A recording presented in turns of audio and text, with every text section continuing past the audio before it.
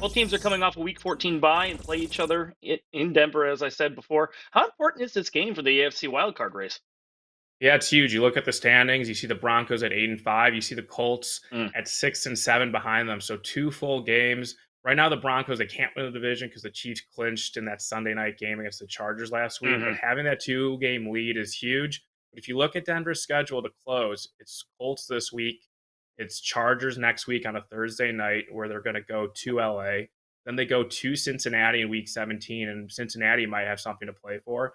And then they host the Chiefs in week 18, which actually could be a good thing because if the Chiefs had the one seed wrapped up, maybe that's it's definitely a game that the Broncos are more likely to win. But if those teams are still playing for something, then that's a really tough 4-game stretch starting this week for the Denver Broncos. And obviously the Colts at 6-7, they're not going to win the division, or it's very unlikely. They need a win here. It's a great opportunity though to get a win and then knock off a team you're chasing. So I actually think this is a good opponent for the Colts to play because they can help themselves out in 2 weeks, not only getting a win, but also taking a game off a team that they're in chase of. for sure. Early money in this game was on the Colts, but now they're a 4-point dog with a total of 44 in the game overall. Do you have a favorite bet in this game?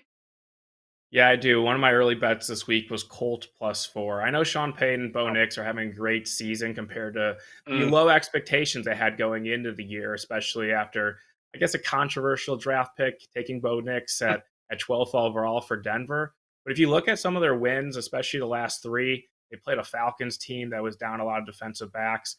They beat the Raiders in kind of a close mm, game, even though a 10-point deficit. They were losing in the second half of that, and the Raiders had multiple cornerbacks injured that game. And then their last game before the bye week against the Browns in that real classic game between Jameis Winston and Bo Nix, kind of trading haymakers.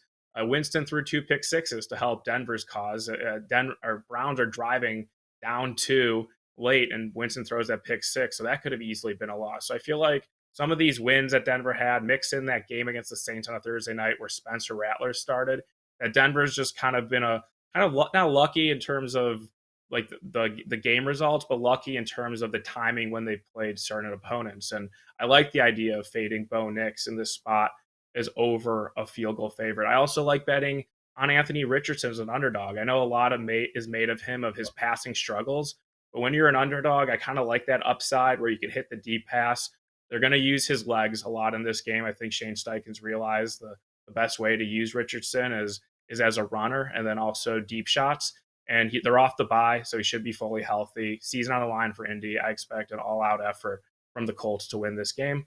I really like them +4 this weekend.